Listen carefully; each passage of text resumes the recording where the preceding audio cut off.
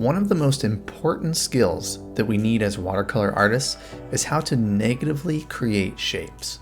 This is also the thing that kind of scares some people away from watercolor, because you have to paint around things throughout the process. Today, I'm going to talk about my process for creating negative shapes and how this approach can bring an amazing sense of light and complexity and interest into your paintings. So why do we need negative shapes in painting? Well, in watercolor, we paint from light to dark. So that means in each phase of our painting, along the way, there's likely going to be an area of the painting that we want to paint around. We need to create a negative shape. Say you're painting with acrylic or oil, they could start with their darks and middle values and then lay their light on top of what they've painted. But in watercolor, we do things in reverse. We paint from light to dark, preserving those lights from the very beginning throughout the end of the process. And this can be a headache sometimes, but after we kind of get a little bit of practice under our belt and we can understand this approach, it's really an amazing part of our medium. And if you can get this down, you can create some incredible light within your paintings. So today I'm going to show you my process for painting this scene here and talk about the negative shapes throughout the painting. What is the biggest negative shape in this scene? That's right, it's the house. So in this first wash, I need to preserve the light of the house. So I've dampened the paper. I'm going to paint the deep, rich blue sky around the house first. And you'll see, even though I dampened the back of the paper, on the front of the paper, I skipped over key parts of the house to enable a hard edge from the sky. And I'll show you what I mean by that. So right away, I'm negatively painting around the house to get to the right value. And some of this paint just might drift onto the white house, but I'm not too worried about that. I have a paper towel nearby if I need to lift some of that off. Now you'll notice here I'm using a smaller brush. That is an Escoda Perla size 12. It's a synthetic brush, so it doesn't hold as much paint and water as, say, a mop or natural hair brush, but it holds enough to where I can get this strong value of the roof of the house, but it's not going to bloom into this wash of the sky. So a key step in negative painting is just paying attention to the moisture that's on your brush. Now here's what I'm talking about the paper towel. I had a little bit of that blue starting to drift onto the house. So I'm pushing down and lifting it up.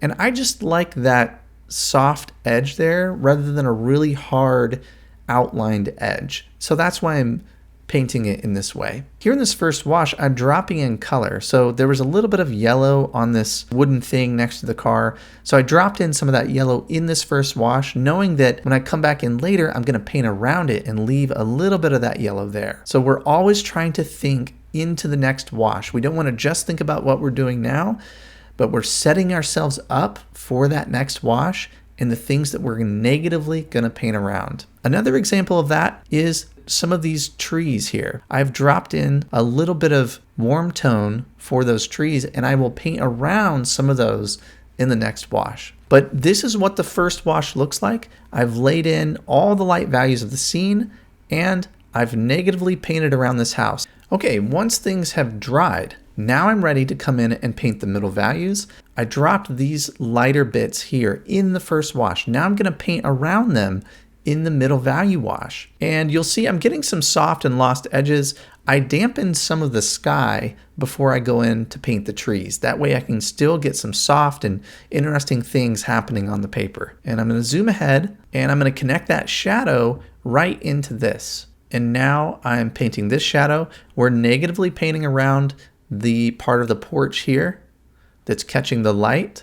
And I know that this can feel hard, but if you think about this shape as you are doing your drawing, then it makes it a little bit easier. You know what information you need to put down here in order to negatively paint around those things as you work through the process. The other thing is being mindful of mixing enough paint prior to starting your shape.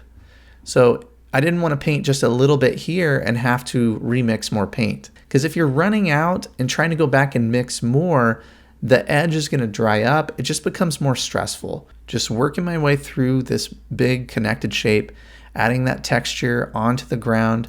That does a lot to really pop this out and help the light become a lot more evident in that area. And working my way back around, trying to find connections wherever I can. Now here's that yellow shape I was talking about earlier. So I dropped that yellow in the first wash, knowing that I would want to paint around it when I got to this phase.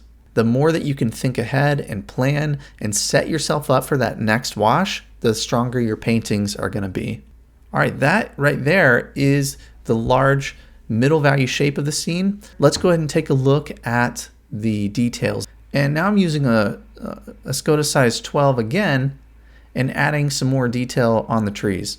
Now you see, I don't need to leave every bit of that tree that I negatively painted, but if I want to show some light effect, I like to paint around it and give myself options. That's a big part of painting in watercolor, is giving yourself options within your next wash. You don't know how everything's gonna feel when you get all the details into the scene and you start to wrap up the painting. By leaving the light on the trees, by leaving the light of the car, even if you're not gonna use all of it, or maybe I end up even covering it up, but by thinking through that and giving yourself options throughout the process, you can make a much stronger painting. And I felt like I needed a cast shadow here just to kind of finish up this area of the painting. A few little finishing marks are in the scene. And there's a look at the finished painting. With a little bit of planning and forethought, negative painting becomes a lot easier. So think through the negative shapes before you start your painting. Give yourself options. Remember, adding in little bits of color, even if you don't want to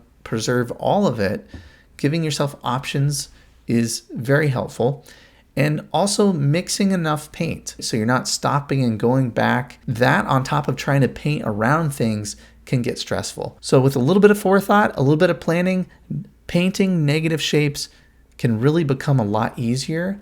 And once you get that down, you can really have vibrant light and a very sophisticated, complex look to your scenes. Well, I really hope that this was helpful for you today. If you have more questions about my approach and the way that I paint, take a look at this. Have you ever been really excited about a painting and you get all set up, you find that right reference that you're excited about, and then it's time to go and you feel lost? I have a free resource that I want to give to you today that can help with these problems. My 5 steps to plan a successful watercolor painting. I walk you through the crucial planning phase of your painting that will help you understand what you're going to paint first, second, and third. The planning is really so important, especially in watercolor. This medium is harder to correct. It's so immediate. So having that plan is very important. I send you a PDF that you can download. And the great thing about this is you can have it on your phone. You could print it out. You can download this right now before you start your next painting. All you have to do is follow this link here and download my 5-step guide to planning a successful watercolor painting.